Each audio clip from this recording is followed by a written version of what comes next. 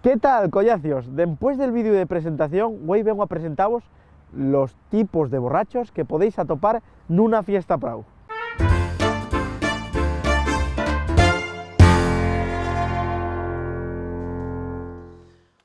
Oye, nunca te lo dije, pero quiérote mucho y no quiero separarme de ti nunca. Va 2 horas que nos conocemos. Bueno.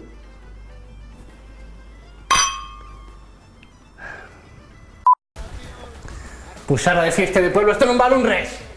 Rapacín, ven. ¿Qué fue lo que dijiste, tío? Que estoy en una puxarra. ¿Y esto? ¿Qué te parece? Esto. Con mi menos ni una, ¿eh? Si te metes con un, métete con dos. ¡Venga, larga!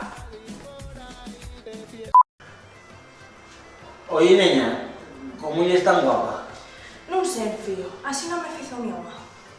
Oye, ¿quieres ir al mato y falamos de otras cosas?